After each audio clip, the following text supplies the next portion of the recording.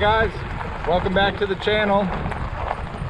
It's trip 3 for us this season, and we're gonna change it up a little bit on you, do some educational content this time. Try and explain how a dredge works, give you the fluid dynamics and physics of the whole thing. Don't worry, there won't be any math, but I figured a few of you would find that part interesting, especially people who aren't professional gold miners or dredgers or anything like that. So we'll see you up at the claim. Well, here's James upstream, punching a hole down to bedrock. This is where we suppose the old channel comes back together with the new one that's gone off to the left here. But I guess we won't know until we pan out our findings this evening. So we'll let you know how we do.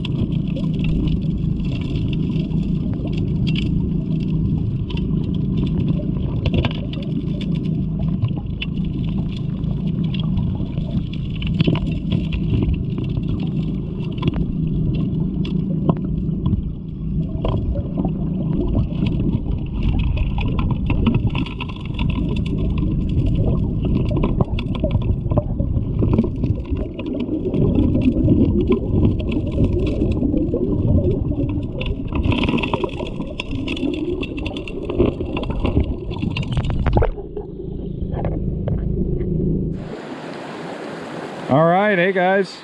So I just finished setting up the 4-inch dredge. Introduce you to the Franken custom build that I did over quarantine here.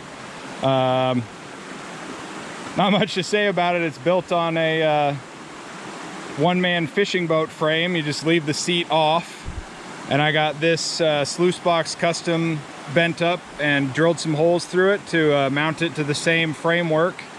The floats work fine, and purchased a jet log and a flare and the motor and everything properly.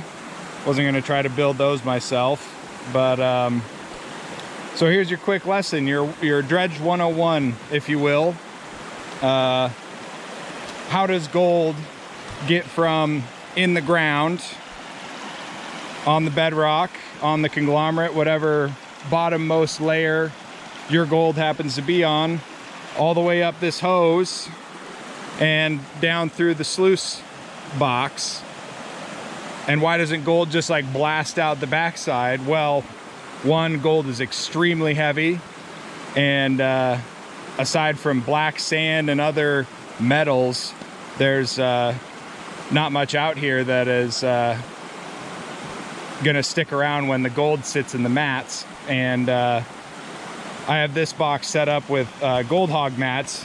I know in a dredge they're probably a little inefficient, might be losing a little bit of our finer gold and stuff like that, but I have a piece of miner's moss up at the front there where a vast majority of our gold drops out. It comes right out of the flare into the miner's moss. Anything too big goes right over this grate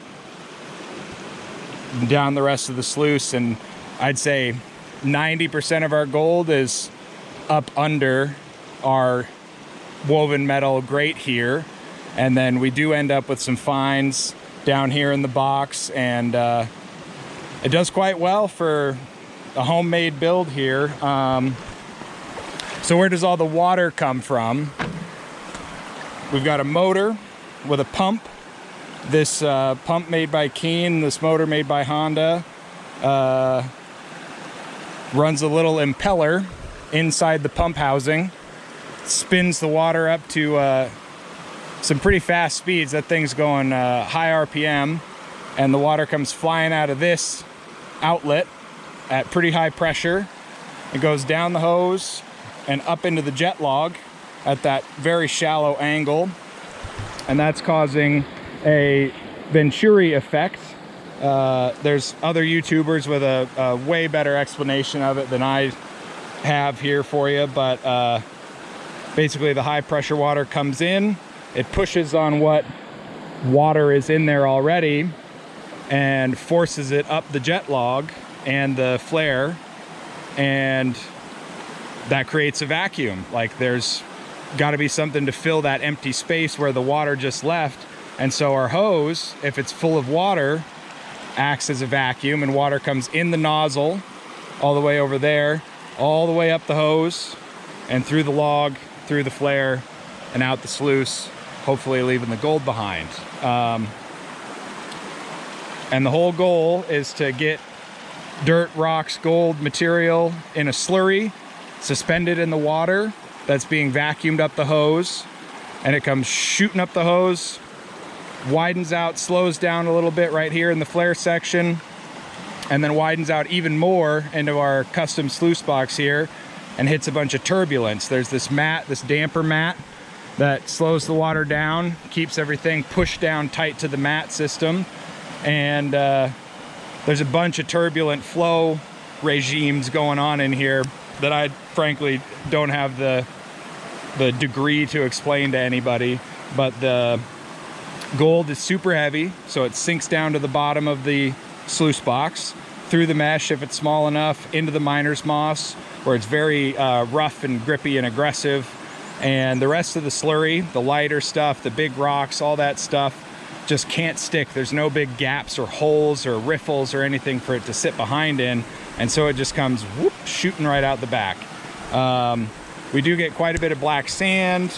We see from that trash pile upstream, lead pieces, little square nails and other pieces of iron trash and stuff like that, and they end up somewhere in here in the sluice box, and then we just pull the mats out and concentrate everything down, and we can show you some of that later. You saw a little bit of that in our previous videos, and yeah, let's get to running and show you guys hopefully some good gold in a bit. We're back on day 2. We didn't do any cleaning out or filming last night, really. We were busy moving rocks and doing some testing on downstream with the 4-inch dredge. But we're back in this nice hole here, kind of following this exposed bedrock there and down here by the dredge.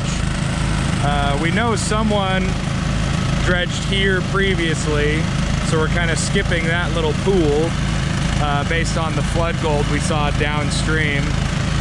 So we're just chasing bedrock back up here. James is in the hole getting after it, so we'll definitely clean up tonight and show you what we got. All right, so we found some better gold than the end of our last trip, but we're still not doing terribly well. 1.24 grams. Gold's gonna have to get very expensive for us to want to keep doing this, but still having some fun, and we're gonna keep looking for the better gold and hopefully get on some good ground in the following couple of days here. Hey, howdy guys, it's day 3 and we're doing something completely different. We have a downstream neighbor with a number of claims who just took a new cut, working through some old ancient river gravels and alluvial material, and he got down to this super interesting clay layer that he's not sure if he should run or not. And how do you know whether to run dirt or not? You test it. So he came up and asked me a favor. He knows we have the little 4-inch dredge, so he wanted me to come down and dredge some of these pits run some of that clay through just to get a number on like whether it's worth it for him to run through his big wash plant or not. So I'm gonna be down here playing in the mud for a little while, and James is back upstream doing his usual thing with the 6-inch dredge. So I'll let you know how testing goes down here, and we'll let you know how James doing upstream. All right, we're back up at camp. Just had lunch and warming up by the fire and stuff, and I have the results from that little test I did. Don't know if you'll be able to see that, but there's a little bit of gold sitting on top of that clay, so at the very least it's worth him scraping it clean and giving it a run, and he'll probably bug the assayer and figure out if it's worth running the actual clay or not. Kind of hard to figure that out with just a dredge, but yeah, we're gonna do some moving around and prospecting and figure out where to dredge next, and we'll see you guys then. Hey guys, into day 3 here, and here's what James cleaned up today. We're off the gold, man. It's I don't know what to say. We're gonna keep looking and hope for a better streak somewhere upstream. But I did take the 4 and did that testing I showed you earlier, and I went downstream, oddly enough, and I think we might be back on the gold down with the 4-inch. So let me get that cleaned up, and I'll show you what I got in a second here.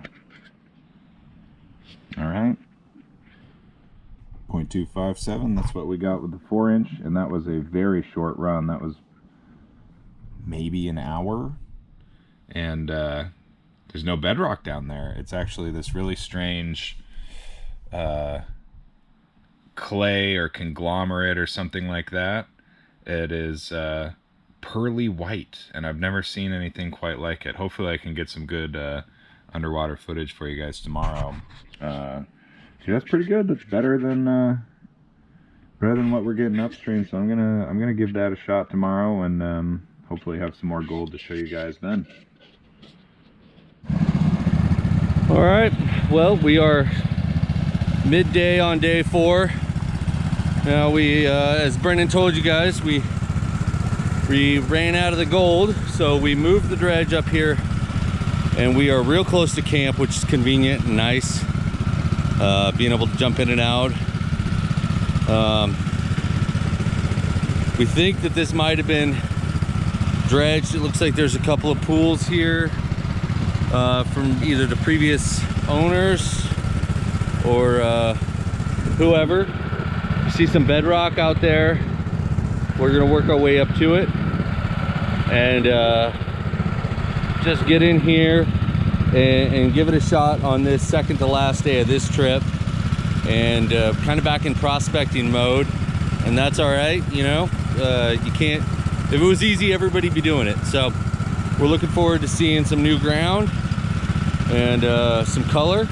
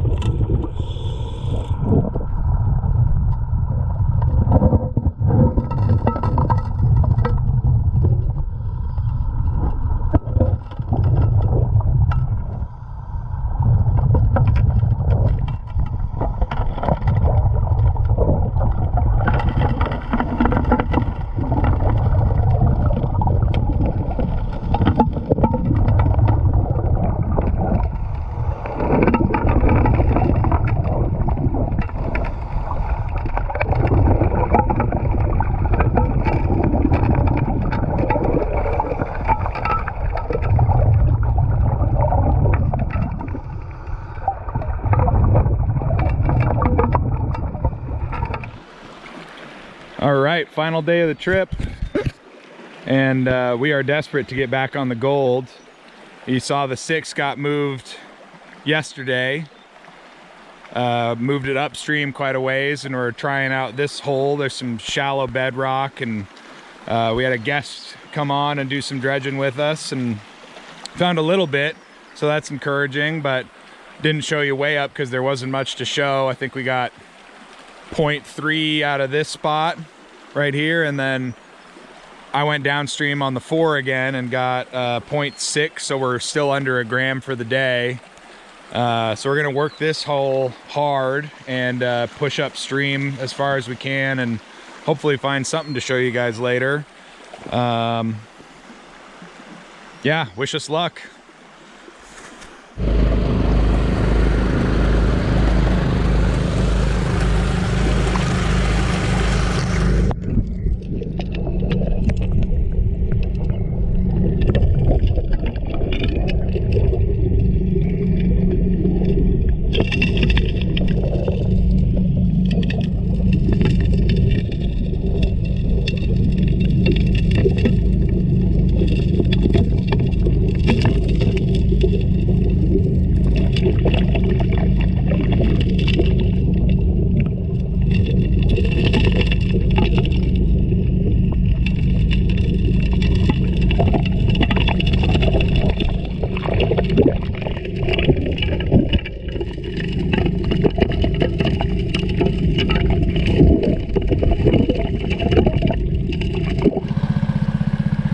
Final day cleaning out. Hate to say it, but I'm actually glad we're done. The weather has been just miserable all day. We had one sunny day yesterday, and then it just hasn't stopped raining since then. But we may have gotten back on the gold a little. We saw some bigger bits up in the top green mat of the dredge there. A couple of pieces hanging out in that first trip or two. Good to see. We'll give you a final weigh up and trip total here in just a minute. There it is. The spoils of our effort and putting up with the rain, only 0.715. I don't know what we're gonna do, guys. We got to go find the gold again. That puts our trip total up to